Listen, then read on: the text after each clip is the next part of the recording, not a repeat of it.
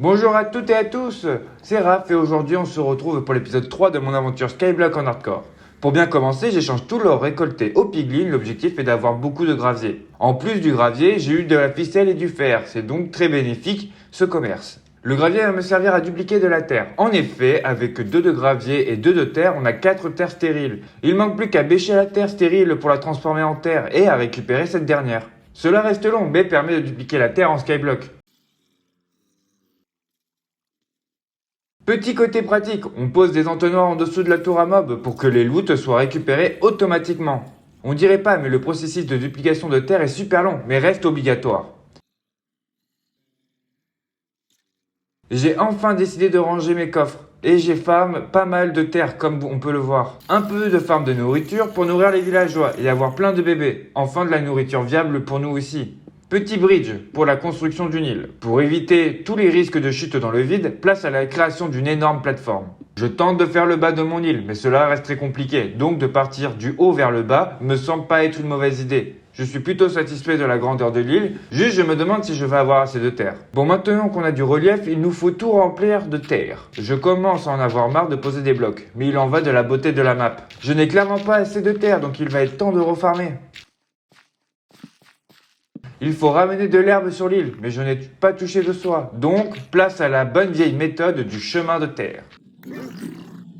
Voilà les drops, j'espère avoir assez de gravier. Avec 9 stacks, ça devrait les suffire. Il manque plus qu'à transformer ce nouveau gravier en terre et c'est super long. Je vous laisserai tester sur vos maps. Posage de terre intensif, j'espère que vous avez la ref. Si oui, vous êtes des bons. Ça progresse plutôt bien. Si j'avais su, j'aurais fait une île 2 fois plus petite. Il est temps d'avoir de meilleurs outils. J'échange donc la chair pétrifiée contre des émeraudes et les émeraudes contre des outils chez le forgeron. Comme premier objectif reproduction, donc on place des lits et on nourrit les villageois. Wouah, les villageois font des mouvements bizarres. Après un bon moment de farm, j'ai enfin un villageois presque au max. Ça me permet de réduire mon temps de farm pour le reste. Pour farm les émeraudes, j'utilise les sticks. Le villageois max me propose une pioche en diamant efficacité 2. Parfait. Je veux voir s'il est possible d'avoir une pioche touchée de soie avec un nouveau forgeron. Ça va être encore super long. Pour farm les sticks, on utilise les pousses de sapin, puis un coup de poudre blanche et enfin on coupe le tout. Malheureusement on a une pioche solidité, mais par chance on a un villageois avec toucher de soie pour 15 émeraudes. On n'a donc plus besoin du chemin en terre. Vive le toucher de soie. En faisant pousser des sapins on a du podzol sur le sol, donc je vais devoir tout miner pour tout reposer. Enfin fini de tout reposer. Pour vous ça a été rapide, mais pour moi non. Au moins l'herbe pousse bien et rapidement. Avec le fer durement acquis, on pose les derniers entonnoirs à la ferme à or. Que c'est agréable de les voir mourir pour ma richesse personnelle. Je veux plus de rendement sur ma ferme. Je rajoute donc 2 ailes en plus à la ferme. Première aile finie, maintenant la deuxième. Ce gaz m'a fait extrêmement peur. La troisième aile est terminée. Il manque plus que des hoppers et de tester le rendement.